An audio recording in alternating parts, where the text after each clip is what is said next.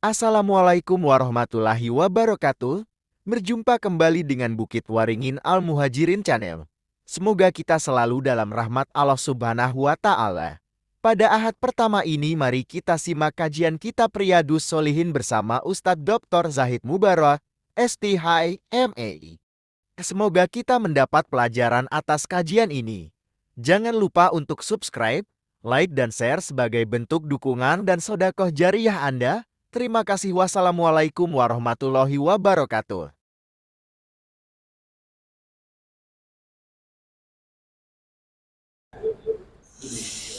Jemaah sekalian, kita awali ta'lim kita dengan rujukan Riyadhus Shalihin min kalam Sayyidil Mursalin dengan sama-sama baca basmalah. Bismillahirrahmanirrahim. Assalamualaikum warahmatullahi wabarakatuh. Alhamdulillahi rabbil alamin.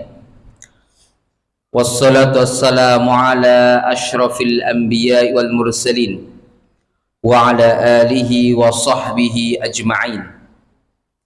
Amma ba'du. Hadirin karamin, para hadirin jamaah salat Masjid Al-Muhajirin. Mudah-mudahan Allah senantiasa terus surahkan kepada kita keberkahannya. Allah Subhanahu wa Ta'ala terus berikan kepada kita semuanya Ar-Rahman dan Ar-Rahimnya. Dan Allah Subhanahu wa Ta'ala mudahkan semua problematika yang Allah Subhanahu wa Ta'ala takdirkan kepada kita menjadi kebaikan-kebaikan, dan kebaikan itu bisa mengantarkan kita semakin taat kepada Allah Rabbul Alamin. Amin ya Rabbal Alamin. Jemaah sekalian yang dirahmati oleh Allah Subhanahu wa Ta'ala, ini kalau ada tempat sandarannya enak di sini ya. Ya. Jadi Masjid Al-Muhajirin beli ini enak nih sandarannya. Dan sekarang ada kursi ya, kursi yang bisa buat bersandar ya. Saya ingin sama dengan bapak-bapak yang sana sandaran gitu ya. Sana ya. Ya nggak apa-apa gitu ya. Juga itu Al-Muhajirin itu bagus tuh, itu sandaran nyaman itu ya, nyaman juga ya. Tidak hanya di sini ya, mungkin semuanya juga boleh yang itu ya, jadi enak ya. Kalau di Saudi itu sudah ada itu ya, jadi khusus biar kuat membaca Qurannya sandaran sambil sonjoran. Itu juga kalau misalnya mau buat tiduran tinggal direbahkannya, ini pakai besi ya, besi yang dikuatkan begitu, bisa bersandaran. Jadi itu ternyata nyaman gitu ya. Mudah-mudahan bisa diadakan nih, harus rebutan nih di masjid ini pengadaan kursi sandar ya. Oh, ini kalau dibuat ngaji terus, masya Allah, jadi wakaf ya, wakaf. Mudah-mudahan segera ada nanti ya Pak Haji ya, gitu ya, Pak Ustadz Iwan ya, Pak Ketua DKM. Mana Ketua DKM? Pak Joko ada? Oh, udah ganti, cepat sekali gantinya. Di sana masih tertulis ya. Sekarang siapa? Pak Haji Yahya. Alhamdulillah ya. Pak Haji jaga keropak ya Pak Haji ya. Oh ya. Alhamdulillah, beliau ahli pendidikan, jadi udah pas lah pendidikan di mana Masjid Al-Muhajirin itu digerakkan Pak Haji. Mudah-mudahan menjadi amal soleh dan jariah bagi beliau dan juga bagi siapapun yang mensupport jalannya pendidikan khususnya di Masjid Al-Muhajirin ini. Jemaah sekalian yang dirahmati oleh Allah Subhanahu wa Ta'ala, kita lanjutkan kembali. Kita sampai dengan beriman kepada yaumul akhir. Amaruknul khamisu fahuwa al-imanu bil yaumil akhir, yaitu rukun dari rukun iman ya. Yang kelima itu iman kepada hari akhir. Kenapa disebut hari akhir? Jamaah sekalian, kita kemarin sudah sampaikan karena tidak ada hari lagi ya, dan hari akhir akan diakhiri di hari yang tidak ada hitungan harinya. Mana dalam satu pekan yang tidak ada hitungan harinya? Hari apa kira-kira? dalam satu pekan yang tidak ada hitungan harinya, kira-kira hari apa? Hari hari kiamat. Tidak ada hitungan harinya, ya. Setelah hari kelima gitu ya, itu tidak disebutkan hari keenam, tapi disebutkan oleh Allah dan Rasulnya sebagai yaumul jum'ah. Yaumul jum'ah. Kan dalam hari pertama di Islam itu namanya yaumul ahad. Hari pertama dalam satu pekan namanya hari ahad itu. Ya, yaumul ahad, hari pertama. Ini sungguhnya kalau kita mempelajari kenapa disebut yaumul ahad, karena itulah sesungguhnya Allah itu satu, Allah itu tunggal, Allah itu esa, Allah itu tidak beranak dan tidak diperanakkan. Itu namanya al-ahad. Ya, ini pembahasannya satu semester di dalam kajian masalah akidah ini. Ya. Kemudian hari kedua namanya apa? Al-Itsnaini. Penyerapan dalam bahasa Indonesia dari bahasa Arab ke bahasa Indonesia menjadi Senin gitu. Ini diserap kalau kita belajar bahasa Indonesia, Pak Ketua DKM ya, ada penyerapan. Ya. Kemudian yang hari ketiga namanya Ats-Tsulatsa'u, menjadi Selasa. Ya. Yaumus Tsulatsa kalau dalam bahasa Arab, di dalam bahasa Indonesia jadi hari Selasa. Ya. Hari keempat apa? Al-Arbi'atu, ya, menjadi Rabu. Ya, orang Arab mengatakan yaumul arbi'ah, hari yang keempat. Dalam bahasa kita Indonesia disebut hari Rabu. Dan hari yang kelima adalah al-khamisu, kita mengenalnya dengan hari Kemis. Jadi dalam bahasa Arab disebut yaumul khamis, ya, hari kelima. Baru setelah hari kelima tidak ada hari, ya, tapi disebutkan oleh Allah dan Rasulnya yaitu yaumul jum'ah. Harusnya setelah hari kelima berapa? As-sittatu, ya, hari keenam, tapi disebutkan langsung oleh Allah dengan yaumul jumu'ati. Ya, jadi sebagaimana dalam surat apa? Al-Jum'ah. Ya, idza nudiya lis-sholati min yaumil jumu'ati fas'au ila dzikrillah wa dzarul bai'.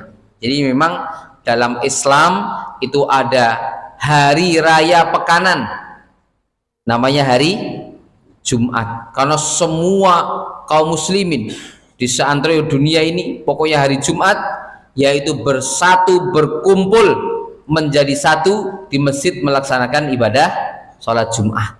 Ya, hanya waktunya mungkin berbeda-beda antara di Asia, antara di Eropa, ya, antara di Afrika berbeda-beda, tapi hari Jumat berkumpulnya seluruh kaum muslimin melaksanakan sholat Jumat dan disebut dengan hari raya pekanan kaum muslimin.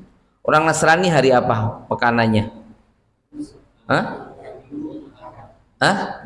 Hari Minggu. Makanya mereka nggak mau nyebut yaumul ahad, karena mereka tahu ahad itu penyebutan dalam konteks teologis kaum muslimin.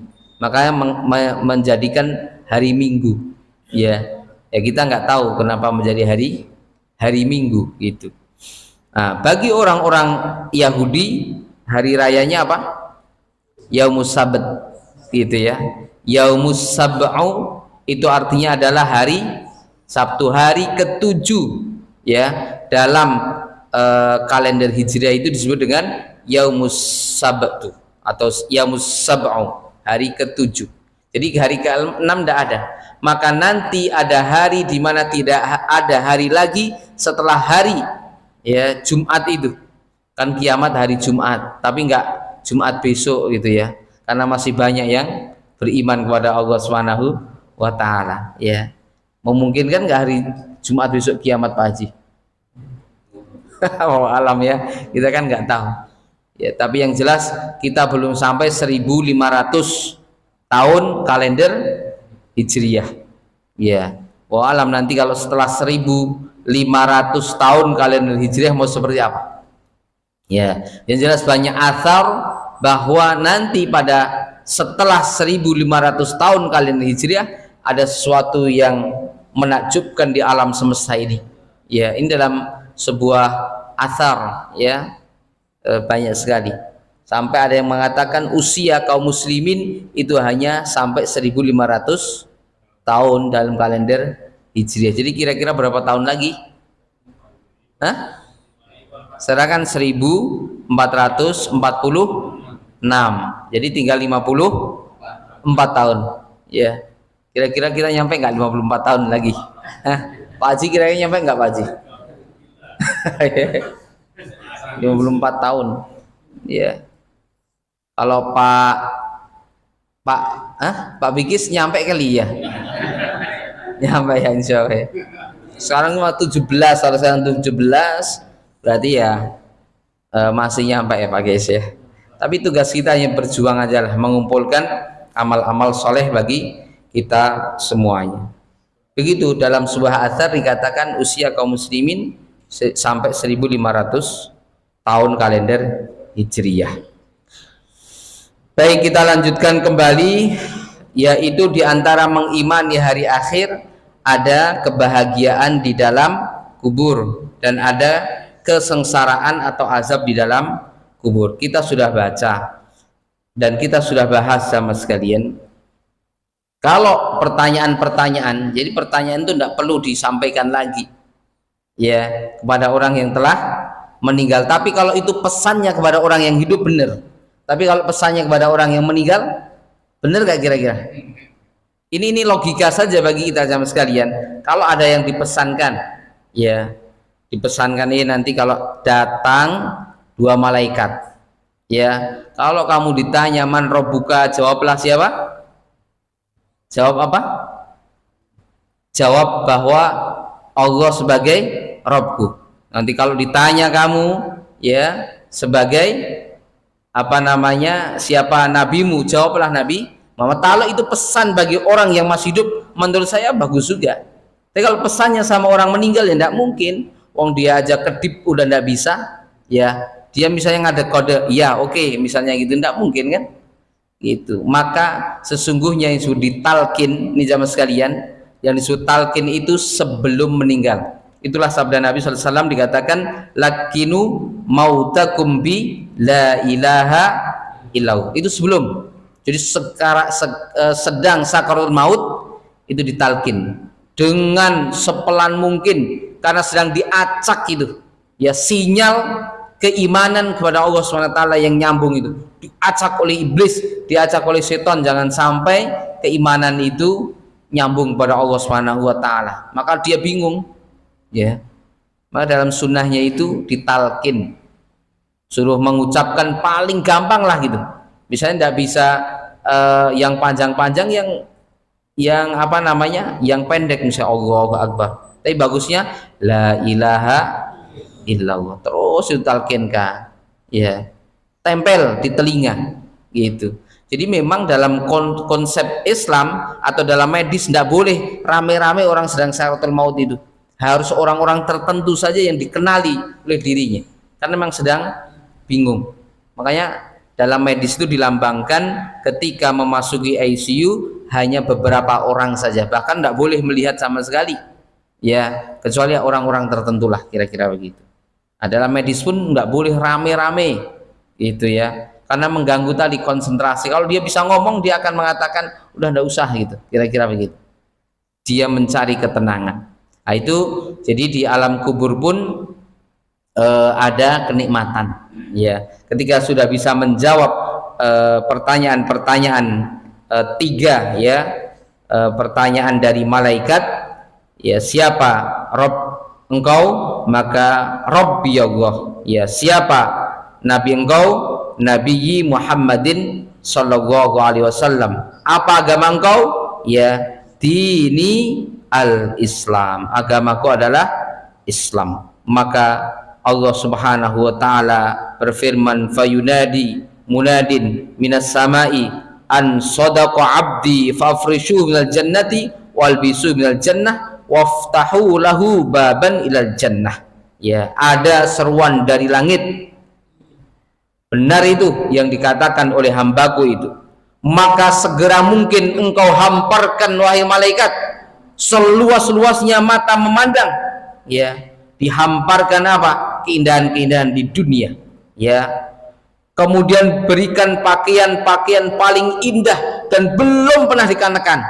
Ya, pakaian-pakaian itu lebih baik daripada dunia dan seluruh isinya yang didatangkan dari surga.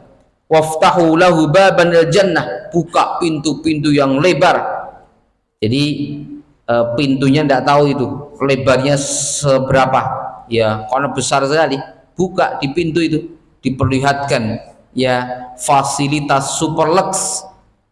Wah, dilihatkan gitu. Maka itu semuanya dinikmati oleh orang-orang yang mendapatkan kenikmatanku kubur. Dilihatin aja sudah senang banget. Ya. Seperti orang sedang dimabuk cinta. Wah, gitu ya. Kalau dilihatkan apa yang dicintai, senang nggak kira-kira? Hanya dilihatin aja. Ya. Apalagi sampai bisa memilikinya, apalagi sampai bisa menyentuhnya. Oh, Allah Akbar. Pernah kan punya perasaan cinta Bapak sekalian? Hah? Rasanya gimana kira-kira? Kalau nggak ketemu sejam aja seperti 1000 tahun. Wah, itu orang yang sedang jatuh cinta. Begitu juga orang-orang yang nanti dibangkitkan di alam kubur jamaah sekalian, maka beliau ya atau orang-orang yang mendapatkan kenikmatan kubur itu mengatakan, saya hanya kemarin sore tidur ini, gitu. Artinya kematian ini, karena memang betul jasadnya mati gitu ya, tapi dia bisa mendapatkan kenikmatan ya yang indah di sisi Allah Subhanahu wa Ta'ala. Jadi jamaah sekalian yang dirahmati oleh Allah Subhanahu wa Ta'ala, maka orang tersebut mengatakan, hanya kemarin sore saja ya aku ini meninggal, itu sekarang sudah dibangkitkan untuk alam berikutnya. Nah, alam kubur tersendiri ya kan ada 11 perjalanan jamaah sekalian dalam perjalanan hidup kita sampai kita kembali kepada asal kita. Asal kita di mana? Surga. Maka pastikan diri kita, istri-istri kita, anak-anak kita itu masuk surga bersama-sama. Ya, tidak boleh sang suami masuk surga sendiri, istrinya tinggalkan, atau istrinya masuk surga sendiri ditinggalkan. Itu miniaturnya bisa terbaca di dunia. Ya, anaknya juga sama. Nah, itu jadi masuk surga sekeluarga karena asal kita dari situ. Tapi perjalanan menuju surga ternyata tidak mudah, panjang serta melelahkan. Maka Al-Quran mengatakan fatazawwadu, ya maka berbekalah kalian semuanya perbekalan yang kira-kira engkau memprediksi akan sampai. 11 perjalanan Pak Haji, kita baru menempuh berapa kali? 3 kali. Pertama di Lauhil Mahfud, ya kita semuanya jemaah sekalian sudah diciptakan oleh Allah SWT sebelum Allah ciptakan langit dan bumi 50.000 tahun. Ini keyakinan dalam Ahlus Sunnah wal Jamaah bahwa manusia atau hamba Allah sudah diciptakan ya berupa roh itu 50.000 tahun sebelum Allah menciptakan langit dan bumi. Jadi sudah ada namanya alam roh ya. Kemudian setelah alam roh ya itu kita mengalami di alam rahim ibu kita masing-masing. Tidak ada seorang hamba Allah di dunia ini yang lahir tanpa adanya rahim terlebih dahulu, kecuali hamba-hamba Allah yang diistimewakan oleh Allah Subhanahu wa Ta'ala. Termasuk siapa? Nabi Adam. Termasuk siapa? Nah, Ibunda Hawa ya. Kalau Nabi Isa di dalam rahimnya Maryam. Ya, jadi kecuali begitu. Tapi semua hamba Allah ada di dalam rahim.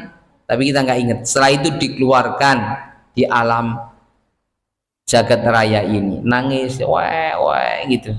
Ya, hanya sebentar. Tapi ya banyak orang yang tersenyum ketika melihat anak itu nangis.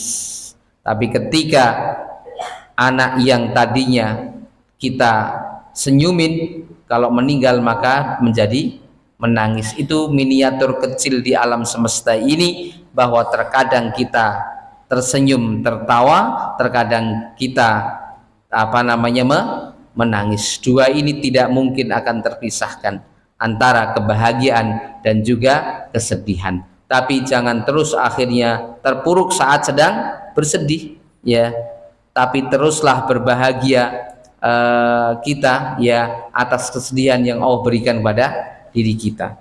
Berbahagia itu pun juga sudah bernilai ibadah. Jamaah sekalian yang dirahmati oleh Allah Subhanahu wa taala, maka karena azab kubur itu ada. Nah, setelah itu kan kematian, hidup yang keempat namanya alam kubur atau alam barzah. Ya. Logika kita tidak akan pernah nyampai ke sana. Karena hanya 3 kali 4. Coba kalau kehujanan kayak gini, kira-kira kena nggak mayatnya itu? Hah? Airnya kan masuk kemana? Ke liang lahat kan? Gitu. Nah, masuk itu. Tapi kata Allah Subhanahu wa taala itu seluas mata memandang. Bayangkan itu, seluas mata memandang. Tidak mungkin kedinginan, dia malah bahagia. Ya. Wa basyiru bil jannati allati kuntum tu'adun. Kasih kabar gembira itu orang-orang yang bisa menjawab itu. Gitu. Yang pernah aku janjikan kepada mereka setelah menyelesaikan misi amal-amal ibadah di dunia. Padahal di dunia hanya sebentar, tapi efek dari amal-amal soleh itu dibawa dalam perjalanan berikutnya kita, yaitu perjalanan alam barzah. Nggak tahu berapa lama di alam barzah, ya, mungkin bisa sehari 2 hari gitu ya, atau mungkin bisa sampai ribuan bahkan miliaran tahun. Ada orang yang sudah meninggal ribuan tahun, ya, namanya Muhammad bin Abdullah Al-Amin sallallahu alaihi wasallam. Sudah lebih dari 1400 tahun, ya, tapi masih dikenang oleh kita. Maka beliau memimpin, ya, rohnya orang-orang solih. Ya, jadi orang-orang yang solih itu tidak mau balik lagi ke rumah, jamaah sekalian. Padahal Allah sudah izinkan untuk balik. Kamu lihat dulu engkau, kalau yang meninggal suaminya, suruh melihat itu istrinya, suruh melihat anaknya, suruh melihat hartanya. Kata roh, enggak ya Allah, aku sudah rindu kepada Nabi Muhammad SAW. Kumpul itu rohnya orang-orang soleh itu, kumpul bersama rohnya Nabi SAW. Enggak mau, karena dia tahu ketika hamba itu solih, Allah tidak pernah akan meninggalkan hartanya, meninggalkan keluarganya, meninggalkan apapun di dunia ini yang dulu sudah dibangun, dirawat oleh Allah SWT. Kata Allah, nahnu awliyaukum fil hayatid dunya wa fil akhirah. Lihat orang-orang yang solih itu mantap aja meninggalkan dunia ini, ya, nggak khawatir terhadap anak istri, enggak, karena Allah menjadi wali. Allah itu menjadi apa? Pelindung. Allah itu sebagai penolong, ya. Kalau zaman sekali kan jadi wali sering, ya, udah jadi wali, ya. Pernah jadi wali nikah belum, Pak? Oh, kalau Pak Haji udah, ya, wali nikah, ya.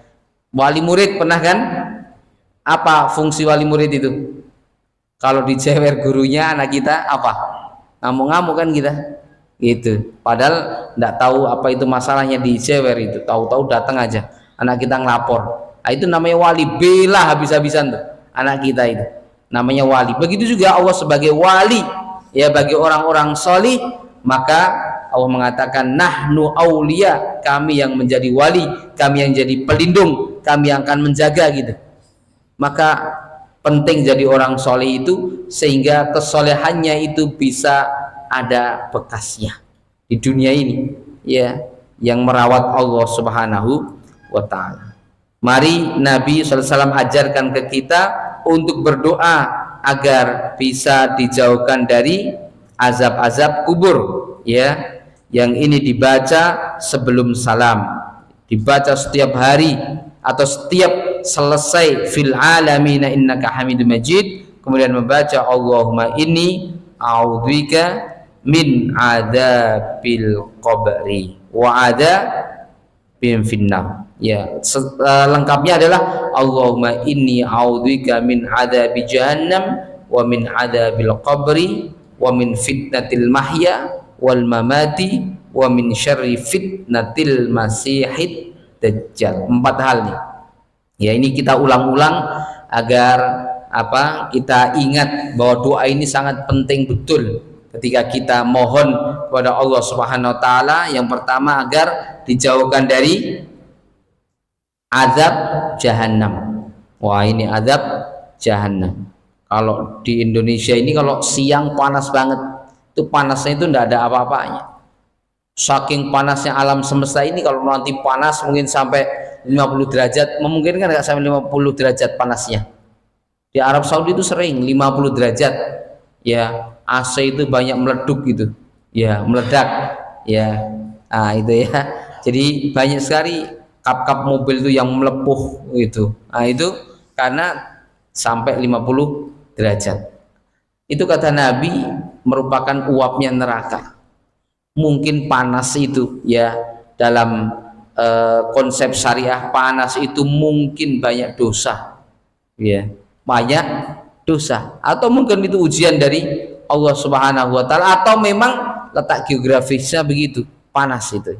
Tapi dalam konsep syariah panas itu sepanas ya yang dialami oleh hamba-hamba Allah di dunia ini, itu merupakan uap dari uapnya neraka jahanam. Itu baru uapnya aja kira-kira gitu ya. Namanya uap itu terkadang kalau kena sedikit panasan, ini baru uapnya yang dibagi-bagi panasnya di alam semesta ini. Maka minta kepada Allah agar kita ya dijauhkan dari adab jahanam. Yang kedua, min adzabil qabri, ya, azab-azab kubur itu ada ya. Apa yang sudah dikisahkan atau disampaikan oleh Nabi Shallallahu Alaihi Wasallam, diantaranya di kuburan itu ada ular yang botak ya, ularnya botak, saking ganasnya bisa itu ya, saking ganasnya bisa itu botak ularnya, matokin tuh orang yang melakukan kemaksiatan. Terus sekali patok, kata Nabi sallallahu alaihi wasallam, ini azab kubur itu menjerit, seluruh relung-relung alam semesta ini dengar, kecuali 2 tsaqalain, kata Nabi, manusia dan jin yang enggak mendengar ceritanya itu ya. Ketika dipatok itu ya, saking sakitnya, saking ganasnya bisa itu ya, sehingga dia menjerit sekuat-kuatnya ya. Makanya kata Nabi, alam semesta ini mendengar, kecuali hanya tsaqalain, manusia dan jin. Itu azab kubur. Ada kala jengking juga ya, disengat itu oleh kala jengking. Oh, ada belatung, ada apalagi itu dikatakan oleh Nabi cacing ya, macam-macam itu ya. Itu tergantung amalnya. Itu kita mohon kepada Allah Subhanahu wa taala di setiap akhir sholat kita. Kemudian min adzabil qabri wa min fitnatil mahya, kita mohon kepada Allah dari fitnah kehidupan. Ini kan berat sekali fitnah kehidupan sekarang ini ya. Fitnah kehidupan itu ada 2 ya, fitnah yang disebut dengan syahwat dan juga syubuhat. Kita pernah bahas itu, mudah-mudahan masih ingat ya terus sekalian. Fitnah di dunia ini ada fitnah syahwat dan fitnah syubuhat. Ini berat sekali. Syahwat ya, kita sudah tahulah tentang syahwat itu, mengajak kepada kemaksiatan. Syubuhat tidak jelas apakah itu halal atau haram, apakah itu benar atau tidak, namanya syubhat, nggak jelas gitu. Dan fitnah kematian. Nah, tadi kita sudah sampaikan ada fitnah kematian yang orang tersebut matinya sulit, sudah mau mati itu tapi tidak mati-mati, ditahan oleh Allah SWT bisa tahunan itu. Seperti dulu presiden atau perdana menteri mana itu, Israel ya kan, bertahun-tahun nggak mati-mati itu ya, udah cabut juga ventilatornya, nggak mati juga sampai berapa tahun itu, sampai akhirnya ada penyakit yang nggak bisa diobati pada dirinya, itu sampai bertahun-tahun sakarat itu, sekarat sampai bertahun-tahun. Itu minta kepada Allah SWT, wa min bil qabri wa min fitnatil mahya wal mamati. Terakhir yang keempat adalah wa min syarri fitnatil masihid dajjal. Dajjal ini gambarnya begini jamaah sekalian. Tidak ada satu jengkal pun tanah, kata Nabi, di dunia ini yang tidak diinjak oleh Dajjal. Ya, kecuali hanya Haramain. Kecuali yang tidak diinjak oleh Dajjal dan tidak bisa masuk serta tidak diizinkan masuk Dajjal itu, yaitu di tempat yang Allah SWT sucikan, yang terkenal dengan Haramain, kota suci Mekah dan Madinah. Ketika mau masuk dihalau, ya, nggak tahu berapa banyak malaikat turun dari langit tanpa henti, ya.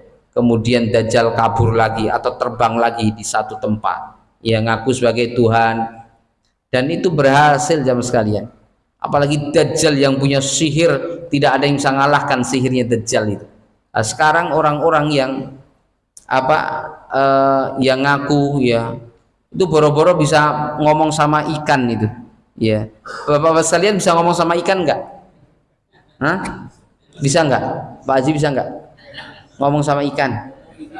Bisa, hanya kan nggak tahu ikan itu, ya, bahasa kita kan. Mungkin dia jawab gitu, ya, tapi kita nggak tahu juga. Tapi kalau Dajjal bisa itu, ya, mau melakukan apapun tapi dengan sihir, ya, sampai sihir paling hebat itu bisa menghidupkan mayat-mayat yang bergelimpangan.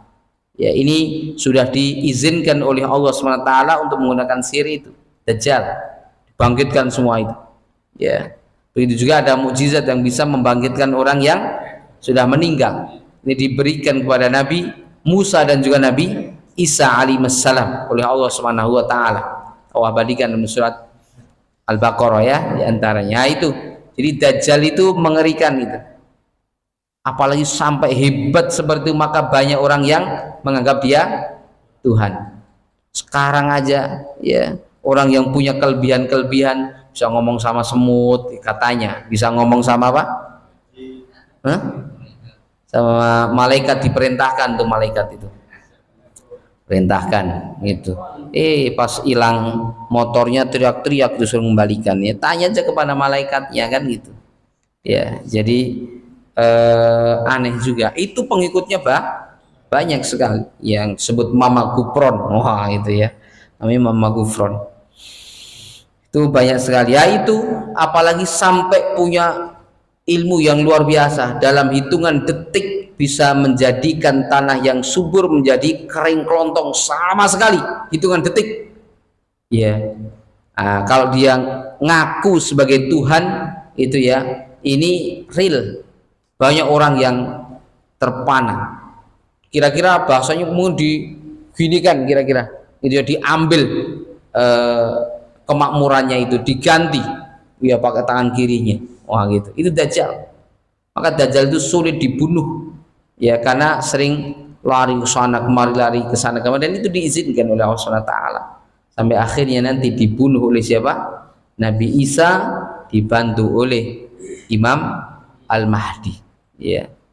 Itu kenapa kita diajarkan oleh Nabi SAW untuk berlindung dari al-fitnatil Dajjal. Fitnah Dajjal ini sulit orang bisa tidak percaya itu. Nah, sekarang aja misalnya ada orang yang bisa menggandakan, contoh masa sulit seperti ini, gandakan uang, pasti berebut itu, ya. Misalnya uang keropak masjid ini waktu DKM itu digandakan, ya, misalnya ada, ya, itu digandakan, ya, misalnya 1 juta, ya, menjadi 100 juta, pasti orang berbondong-bondong itu. Itu perbuatan paling gampang bagi Dajjal, ya. Apalagi yang segitu sampai berlipat-lipat juga bisa, tapi dengan sihir, ya. Mungkin semua daun-daun yang kita lihat jadi uang itu bisa itu.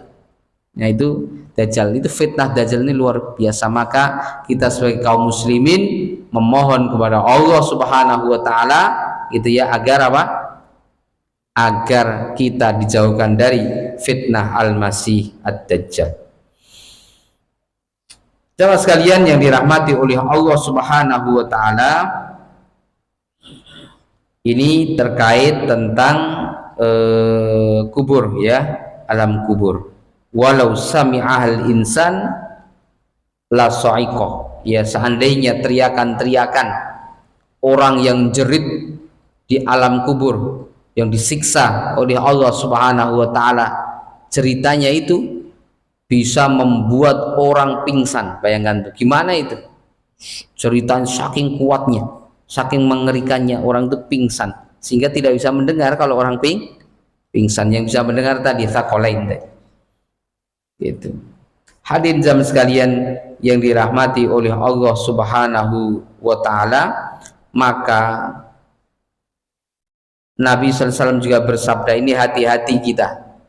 Saya pernah mengingatkan, ya kalau bisa masjid itu tidak ada tempat kencingnya berdiri. Apa itu namanya yang berdiri-berdiri itu? Hah? Hah? Urin ya. Nah, itu ini berbahaya sungguhnya kalau nyiprat itu. Apa kencing kita itu kalau nyiprat kan berbahaya. Sebagaimana Nabi Shallallahu Alaihi Wasallam bersabda, Ana Nabiya Shallallahu Alaihi Wasallam marra bi qabrain. Nabi Shallallahu Alaihi Wasallam berjalan melewati dua kuburan fil Madinah, di Madinah. Wa qala, dan Nabi bersabda, innahuma la yu'adziban, bahwa sesungguhnya dua kuburan ini sedang diazab oleh Allah Subhanahu wa taala. Wa ma yu'adzibani fi kabir, ya azabnya ini amat sangat memberatkan, sangat besar sekali, ya. Amma ahaduma fakana la yastanzihu minal baul, satu orang yang diazab ini menjadikan dianya disiksa di alam kubur karena ketika kencing tidak bersih, ya tidak bersih, atau tadi kecipratan tadi. Makanya hati-hati, Nabi itu kalau ke kamar mandi dilepas, ya ini perbuatan Nabi Sallallahu Alaihi Wasallam. Suatu saat Nabi Sallallahu Alaihi Wasallam pernah kebelet, nah gitu, kemana tempat nggak ada tempat untuk apa buang hajat beliau Sallallahu Alaihi Wasallam. Maka akhirnya Nabi Sallallahu Alaihi Wasallam ya itu melihat ke atas begitu, ya di apa bukit-bukit, maka pohon-pohon di bukit itu jalan, ya kemudian melindungi tubuh mulia Nabi Shallallahu Alaihi Wasallam agar tidak terlihat auratnya, dan Nabi menunaikan hajatnya di situ. Ya ini sebagai salah satu mukjizat Nabi Shallallahu Alaihi Wasallam. Jadi bagusnya kalau kita ya mau buang air gitu ya, itu ekstra hati-hati karena ini bahayanya. Amma haduma fakana la yastanzihu ya mil baul, ya nggak bersih, kira-kira begitu. Apalagi mungkin usia-usia tertentu yang harus jongkok, ya kan, tidak berdiri. Kalau berdiri mungkin tidak keluar. Nabi itu dalam sebuah hadis, kalau mohon maaf ya kencingnya berdiri nggak keluar gitu. Tapi kalau orang-orang yang udah biasa di pasar-pasar itu udah itu kebelet langsung lari aja di pojokan, ya kan, cer gitu ya, atau pakai apa pintu truknya gitu ya, pintu mobilnya kan itu. Nah, itu hati-hati ya, kalau memang tidak kuat nggak apa-apa, tapi jangan buat akhirnya sholat itu, karena pasti tidak diterima. Wa ammal akhar fakana yamshi bin namimah, adapun satu kuburan yang lainnya kenapa diazab oleh Allah Subhanahu wa taala, dia gampang mengadu domba, gampang fitnah sana sih. Hati-hati ya, apalagi musim kampanye sekarang, pilkada, itu hati-hati ya, ngadu sana, maksudnya ngadu domba, sehingga tidak nyaman bagi kaum muslimin, itu akan diazab oleh Allah Subhanahu wa taala.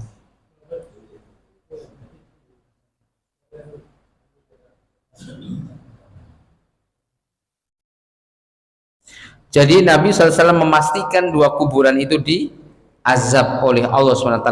Hadis selanjutnya adalah Nabi mengambil pelepah kurma yang masih basah, sehingga Nabi SAW diletakkan di pelepah kurma itu satu ya di atas kuburan, ya kemudian satu lagi di atas kuburan yang satunya lagi. Sehingga Nabi SAW bersabda dan juga mendoakan bahwa sebelum pelapah kurma ini kering maka akan diringankan ya azabnya. Itu ya, diringankan. Ini sekarang diadopsi bagi kita ya, ketika ke kuburan menyebar apa? Ini disebut dengan khususan Nabi SAW. Ada kitab khusus yang membahas apa saja sih kekhususan Nabi SAW yang tidak harus diikuti ya oleh umatnya. Apa kekhususan Nabi yang tidak boleh diikuti oleh umatnya? Apa? Di antaranya tadi ya, di antaranya apa? Bunga-bunga yang di atas itu tidak ada fungsinya. Tapi kalau mau untuk hiasan ya silakan saja. Ya, tapi kalau niatnya ini ya untuk yang lainnya tidak ada manfaatnya sama sekali. Ya, tapi itu kekhususan Nabi yang meletakkan tadi itu pelapah-pelapah kurma itu di atas orang-orang yang diazab. Nah, ini ada kitab khusus ya. Dan ada kekhususan Nabi juga, khusus itu untuk Nabi yang disenangi bapak-bapak, apa namanya? Yang disenangi bapak-bapak. Pak Haji masih senang juga. Apa Pak Haji? Hah? Apa? Poligami ya Pak Haji ya.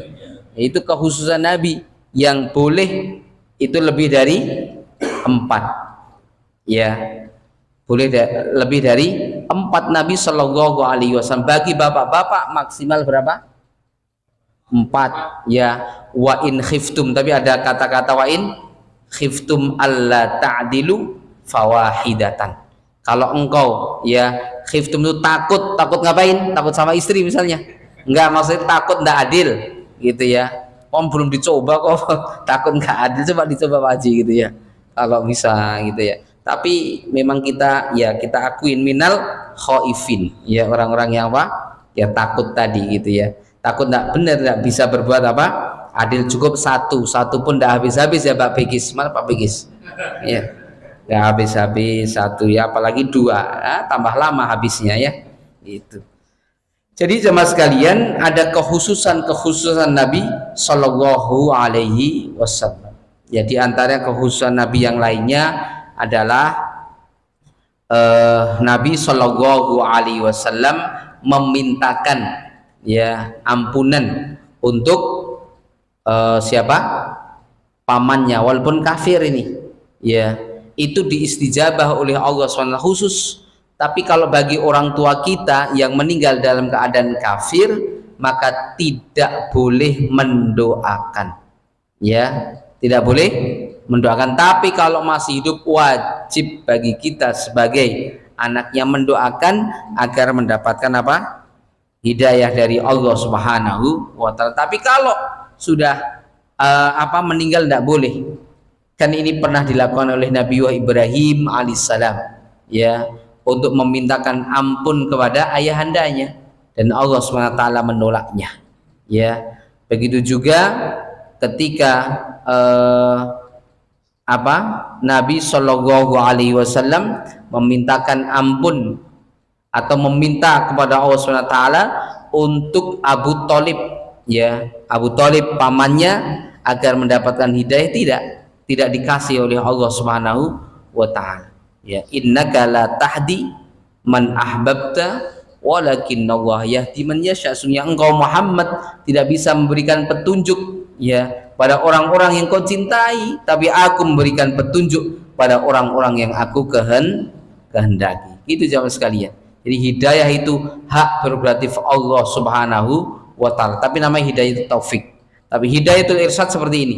Hidayah pengetahuan, hidayah kajian, hidayah gitu ya. Dalam membaca, hidayah dalam mungkin alam semesta, ini namanya hidayatul irsyad ya. Mudah-mudahan kita mendapatkan ya setelah hidayatul taufik jadi hidayatul irsyad ya. Jemaah sekalian yang dirahmati oleh Allah SWT, saya kira demikian. Mudah-mudahan bermanfaat, dan kita masih membahas nanti tentang rukun iman yang kelima, beriman kepada yaumul akhir. Tapi kita membahas hadis ya, hadis terkait siapa saja yang akan mendapatkan naungan di yaumul akhir, di mana tidak ada naungan kecuali hanya naungan dari Allah Subhanahu wa taala. Naungan itu penghalang biar dia nyaman, tidak kepanasan ya di padang mahsyar. Insyaallah yang akan datang. Wallahu ta'alam bissawab. Sudah Isa ya? Sampai sini mudah-mudahan bermanfaat dan kita akhiri dengan doa kafaratul majelis. Subhanaka Allahumma bihamdika asyhadu an la ilaha illa anta astaghfiruka wa atubu ilaik. Kurang lebih mohon maaf. Assalamualaikum warahmatullahi wabarakatuh. Salatullahi wa salam ala man uhiyal Qur'an. Salatullahi wa salam ala man uhiyal Qur'an. Salatullahi wa salam ala man uhiyal Qur'an. Salatullahi wa salam ala man uhiyal